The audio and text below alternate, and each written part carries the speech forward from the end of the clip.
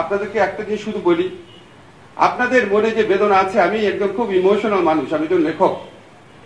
আমি যখন এই গণ অভ্যুত্থানকালে ছিলাম, আমি কল্পনা করতে পারিনি এইরকম বর্বরতা হয়েছে। শুনতাম, আবু সাইদের মৃত্যুটা দেখেছি, তার চেয়ে ভয়াবহ দৃশ্য পরে দেখেছি, আপনারাও দেখেছেন, লাশ জ্বালিয়ে দিচ্ছে, একটা ছেলেকে টেনে নিয়ে যাচ্ছে তার বন্ধু, সে মরে যাচ্ছে মনে হচ্ছে, তার কাছে গুলি করছে।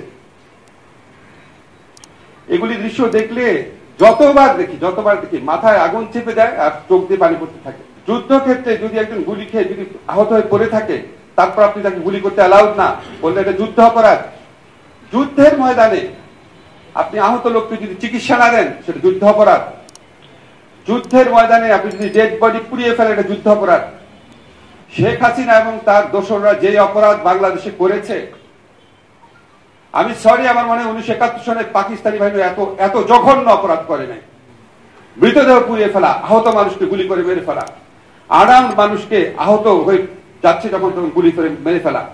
আপনারা বলতে পারেন 25শে মার্চে কালো রাত্রে হয়েছে, অবশ্যই 25শে মার্চে কালো রাত্রে ভয়াবহ ঘটনা ঘটেছে, কিন্তু একদম ওটা তো অন্য দেশের বাহিনী, আমরা যদি স্বাধীনতা ঘোষণা করেছি তারপর, মানে আপনি যদি পার্সপেক্টিভ দেখেন, পার্সপেক্টিভ ওয়াইজ ডিফারেন্ট। আমার 71 সনে ডেড বডি পুড়িয়ে ফেলেছে এরকম কোনো ফুটেজ আমি দেখি নাই। বা 71 সনে একজন গুলি খেয়েছে, তাকে ধরে পিছু নিয়ে যাচ্ছে তার বন্ধু, সে অবস্থাকে গুলি করেছে, এরকম কোনো ফুটেজ বা এরকম কোনো বর্ণনা আমি কোনো মুক্তিযোদ্ধার বর্ণনা করি নাই। অন্যরকম নৃশংসতা থাকতে পারে, কিন্তু এরকম নৃশংসতা কল্প করি নাই। আমরা তো মানুষ, এই বিচারের সাথে যারা ইনভলভ আছে, আমরা বেছে বেছে মানুষজনকে ঠিক করেছি। আমি তাদেরকে চিনতাম না, তাজুলকে যখন চিফ প্রসিকিউটর করা হয়েছে, অনেক মানুষ আমাকে বলেছে তাজুলকে কেন দিচ্ছেন, কন্ট্রোভার্সি হবে। আপনি কিসের কন্ট্রোভার্সি? আমার দরকার এরকম লয়ার যাকে 1000 কোটি টাকা দিয়ে কিনতে পারবে না। সরি, অনেক বড় বড় লয়ার আছে, আমার এই আস্থা নাই তাদের প্রতি। 1000 কোটি টাকা দিয়ে কিনতে পারবে না কি বা পারবে না, এটা 100% আস্থা নাই। তাজুলের জন্য আছে, তাজুলের দক্ষতা নিয়ে আমার কোনো সন্দেহ নয়। এই আইনে প্রসিকিউট করার ব্যাপারে তাজুলের সাথে তুলনীয় হয়তো প্রয়াত ব্যারিস্টার আব্দুর রাজ্জাক বা দু একজন মানুষ হবে, আর কেউ পারবে না। আপনারা আমাদের উপর বিশ্বাস রেখেন, আমরা আমাদের দায়িত্বে বিন্দু মাত্র অবহেলা করি না, বিন্দু মাত্র না। আপনাদের প্রতি দায় না, এটা আল্লাহর প্রতি দায় আমাদের, এইভাবে দেখেছি জিনিসটা। এইরকম হত্যাকাণ্ডের বিচারের দায়িত্ব যারা পায়, তারা যদি বিচার না করে, আল্লাহ তাদের বিচার করবে। অনেক টাইম ফ্রেমের কথা বলেন, ধরেন তাজুল আজকে বলেছে ডিসেম্বরের মধ্যে, আমিও একবার ভেতরে যে অগ্রগতি জানি অ্যানালাইজ করে বলেছিলাম হয়তো অক্টোবরের মধ্যে পাবো। এগুলি যদি আমরা বলি আপনারা খুশি হন, কিন্তু এগুলি তো বলা আমাদের ঠিক না। এগুলি বললে তো আমাদের এই কথাগুলো নিয়েই তো যারা এই বিচারের প্রতিপক্ষ আছে, আপনারা জানেন না তারা কিরকম। এত বড় গণহত্যা হয়েছে, বিন্দু মাত্র অনুশোচনা নাই। একটা দল এইগুলি মানে সারা 15টা বছর শুধু মিথ্যা নির্যাতন করে চালিয়েছে, এখনো তাদের মিথ্যাচার বিন্দু মাত্র থামে নাই, এখনো নির্যাতনের ইচ্ছা বিন্দু মাত্র থামে নাই। আপনারা যখন মহাখুনি শেখ হাসিনার অডিও গুলা শুনেন, দেখবেন এখনো তার নির্যাতন করার ইচ্ছা পুরা মাত্রায় আছে, প্রতিশোধ নেওয়া।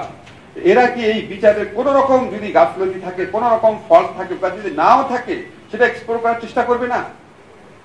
তা আমি যদি আপনাকে বলি এই মাসের মধ্যে ইনশাল্লাহ বিচার হবে, আমি মনে করছি, আমাকে তো ওই আদালতের বিচারক আমাকে তো ভৎসনাও করেছে, কারেক্টলি ভৎসনা করেছে। আমি কি এখন সিভিল সোসাইটির আসিফ নজরুল যান বলবো এত তারিখের মধ্যে বিচার হবে, এত তারিখের মধ্যে বিচার চাই, এত তারিখের মধ্যে বিচার হচ্ছে? আমার তো অনেক দায়িত্ব রাখতে হবে, আমার এই বিচারকে সমালোচনার ঊর্ধ্বে রাখতে হবে। আপনাদের খালি একটা জিনিস বলি, আপনারা মনে রেখেন, এই বিচার নিয়ে আপনাদের হতাশ হওয়ার কিছু নাই। এবং আমি বিশ্বাস করি আদালতের স্বাধীনতা আমাদের রক্ষা করতে হবে।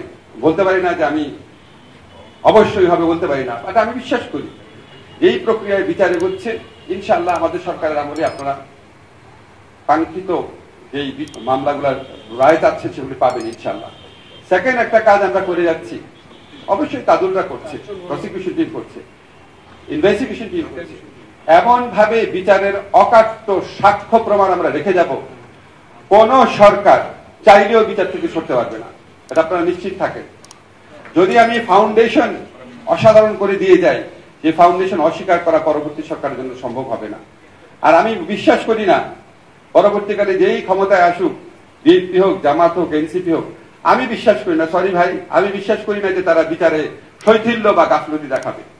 তারা সবাই এই 15 বছরের নির্যাতিত মানুষ। তারা শেখ হাসিনা সরকারের ফ্যাসিজম আপনার আমার থেকে কম দেখে নাই। আপনি চিন্তা করেন, মাহমুদ ভাই জীবনে অনেক সাফার করেছে, আমার তুলনার সাফার 100 গুণ বেশি, কিন্তু খালেদা জিয়ার সাফার কিন্তু ওনার তুলনাও বেশি। বেশি না মাহমুদ ভাই? অবশ্যই বেশি। তো আপনি আমি বিচার করব আর ওনারা বিচার করবে না? আমরা অনেক অনেক দোষ দেই, অনেক কিছু করি। ধরেন আমি মাঝে মাঝে চিন্তা করি, সবাই বলি কি আমরা পুলিশ খুব খারাপ, পুলিশ খুব খারাপ। এখন আপনাদেরকে আমি জিজ্ঞেস করি, তাহলে পুলিশকে ব্যান করে দিব আমরা? দেব? আমাকে সিস্টেমটা রান করতে হবে। আপনারাই বলেন 15 বছর তারা মানে ধরে ধরে ছাত্রলীগ ঢুকিয়েছে। ধরে ধরে যদি 15 বছর ছাত্রলীগ ঢুকায়, তাহলে 15 বছরে তো পুলিশে এবং জুডিশিয়ারিতে যত জায়গায় বলেন তাদের রিক্রুটমেন্ট 70 to 80%। এমনি আমার পুলিশ না, আমি 80% পুলিশকে বাদ দিয়ে দিব? কিন্তু আমরা যারা আইকনিক অত্যাচারের আইকনিক ফিগার, তাদের বিরুদ্ধে আমরা ব্যবস্থা নিচ্ছি। হ্যাঁ, একটু দেরি হচ্ছে। আমরা তো শাসন কাজে অসাধারণ কোনো মিনিমাম দক্ষতাও নাই, কোনো যোগ্যতাও নাই। সেখান থেকে আমরা এসেছি, একটা নির্দলীয় সরকারে এসেছি। এসার পর আগে নির্দলীয় সরকারগুলো দেখে তাদের কি করতে হতো, খালি ইলেকশন করা। আমাদেরকে কত কিছু করা হচ্ছে।